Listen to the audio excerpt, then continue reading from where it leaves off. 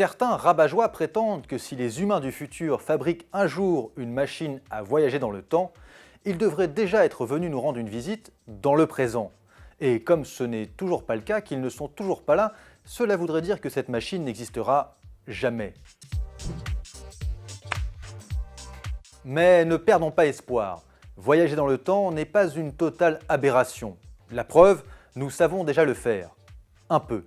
Pour commencer, penchons-nous sur une machine à voyager dans le temps un peu inattendue, la Station spatiale internationale. Elle tourne autour de la Terre à une vitesse de 7 km par seconde. Et c'est cette vitesse qui permet en partie aux occupants de l'ISS de voyager dans le futur. Dans un futur très proche, mais dans un futur quand même. Voilà comment ça fonctionne. Selon la relativité restreinte, théorisée au début du XXe siècle par un certain Albert Einstein, l'espace et le temps sont intimement liés. Ils forment ce qu'on appelle un espace-temps. Ce qui veut dire qu'un mouvement dans les 3 dimensions de l'espace a un impact sur une 4e dimension, le temps. Pour s'en rendre compte, prenons 2 horloges. À l'intérieur de ces horloges, un rayon de lumière bat la mesure à la même vitesse. Imaginons maintenant qu'elles sont toutes les deux synchronisées au départ. Mais l'une reste immobile par rapport à la Terre, tandis que l'autre est propulsée à très grande vitesse dans une voiture volante. On constate alors que le mouvement modifie les allers-retours du rayon de lumière. Il ne bat plus la mesure au même rythme. Ce que ça signifie, c'est que les secondes ne s'écoulent pas de la même manière dans la voiture en mouvement que sur Terre. On dit que le temps se dilate. Résultat, lorsqu'il se passe 4 secondes sur Terre, il s'en passe seulement 2 dans la voiture. Et donc lorsque les occupants de la voiture redescendent sur notre planète, ils ont 2 secondes de retard et se retrouvent dans le futur de la Terre. Ils ont voyagé dans le temps. Alors évidemment, pour les astronautes de l'ISS, l'effet est très limité puisque la station est très lente. Lorsqu'ils reviennent sur Terre, ils sont dans un futur très proche. Le décalage est de l'ordre de quelques millisecondes. Pour envisager un voyage dans le futur plus significatif, il faut aller beaucoup plus vite pendant plus longtemps. Par exemple, si vous passez 10 ans dans une voiture volante qui fonce à 99,9% de la vitesse de la lumière, c'est-à-dire un peu moins de 300 000 km par seconde, alors il se sera écoulé près de 223 ans sur Terre à votre retour. Le voyage est un peu long, mais ça marche. En revanche, toute votre famille et vos amis sont morts et il est impossible de revenir en arrière.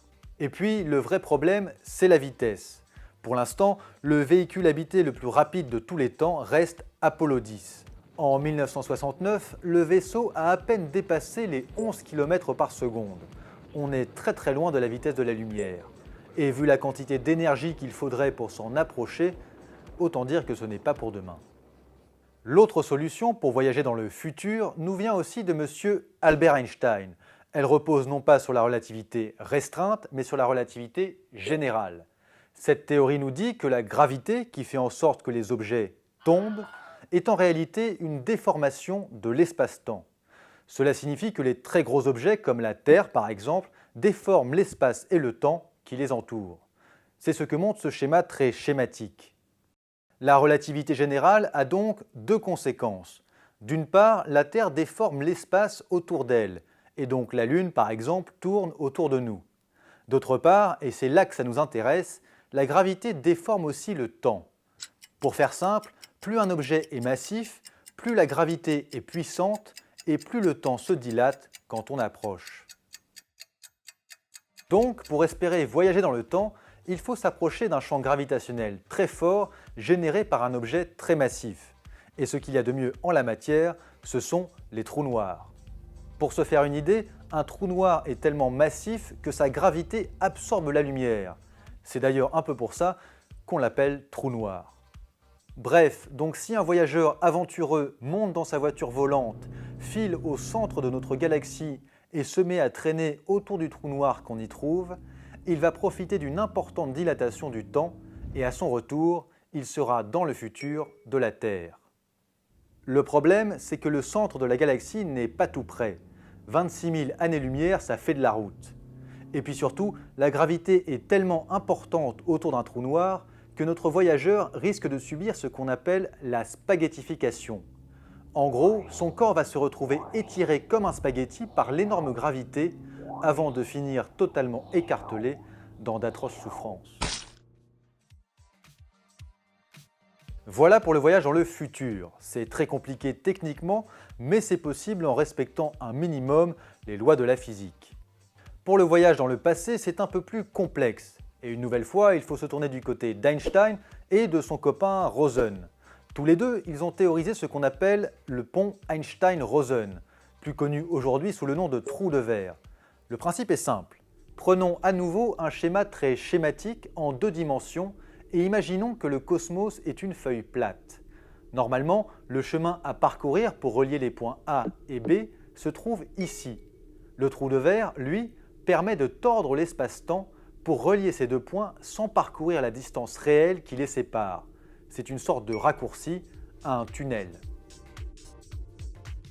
Alors il faut être très clair. Pour l'instant, on n'a jamais vu de trou de verre. Et s'ils existent, ils sont tout petits. Environ 100 millions de milliards de milliards de milliards de fois plus petits que nous. Difficile pour un humain de les traverser. Mais certains chercheurs y croient. Voici donc la recette pour transformer un trou de verre en machine à explorer le temps. D'abord, il faut aller chercher un trou de verre hypothétique dans l'infiniment petit. Ensuite, il faut de l'énergie négative antigravitationnelle pour l'agrandir et l'empêcher de se refermer sur lui-même. Il faut noter que pour l'instant, l'énergie négative, elle aussi, est hypothétique. Enfin, il suffit d'isoler une des entrées du trou de verre et de l'envoyer faire un tour à très grande vitesse, tandis que l'autre entrée reste immobile. Du coup, en se référant à la relativité restreinte, le côté du trou de verre en mouvement vieillit moins rapidement. Dans cet exemple, le décalage est au bout du compte de 500 ans.